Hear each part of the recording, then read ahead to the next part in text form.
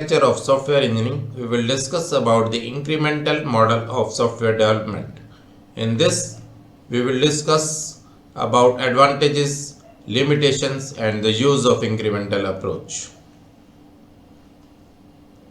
Incremental model combines the elements of linear sequential model and the iterative philosophy of prototyping. Incremental model is also called as successive version model or evolutionary model and sometimes called as an iterative enhancement model. In this lifecycle model, the software is first broken into several modules or functional units which can be incrementally developed and delivered. Each linear sequence produces the increment of software. In this approach, the output is delivered to the customer in the form of increments.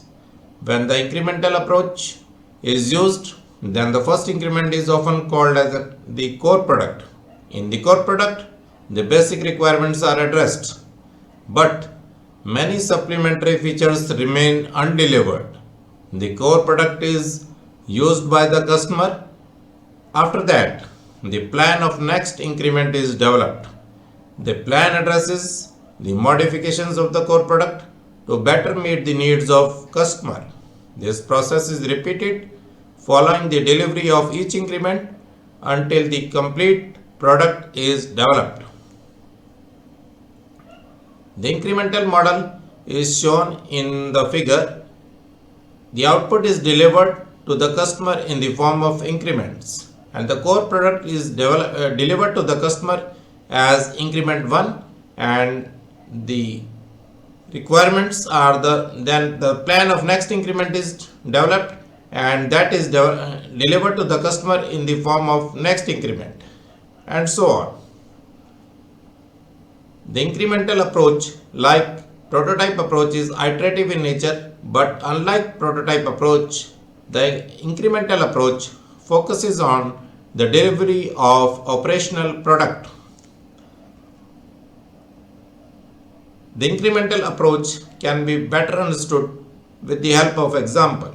Suppose an editor or word processing application is to be developed. Then in that case, first all the requirements of the core product are identified and core product is developed using iterative waterfall approach. It might deliver the basic file management, editing and document production functions in the first increment. After that, after the delivery of core product, the plan of next increment is developed and the next increment is developed with more sophisticated editing and document production capability, spelling and grammar checking in the next increment, advanced page layout capability in the next increment. The figure shows the evolutionary development of software product. In the figure, A, B and C represents the different modules, where A represents the core product in which the basic requirements of the core product are addressed and the core product is developed using iterative waterfall approach and given to the client. Further, some of the supplementary features are addressed or the product with advanced features is developed and given to the client as the next increment. And in that way, the steps of evolutionary development of software product are explained in this figure.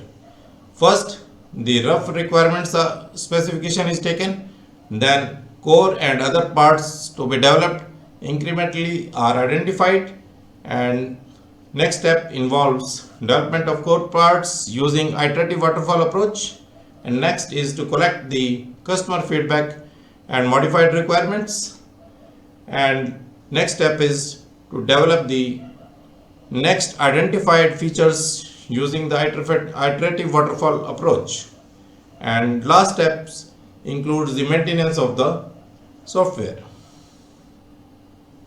Advantages of incremental approach: it requires the less number of employees, so it is used when the staff level is not high, as in each increment few persons are involved.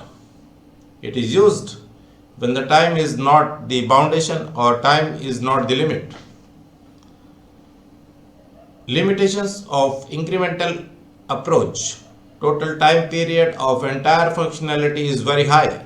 Poor design in initial delivery can result in major rework, time overruns, and inconvenience to the user. Use of incremental approach. Incremental approach of software development is used when the team has less number of employees and the developer has clear understanding of requirements of the core product. If the core product is well received, the additional staff can be added to implement the next increment. Additional increments can be planned to manage the technical risks.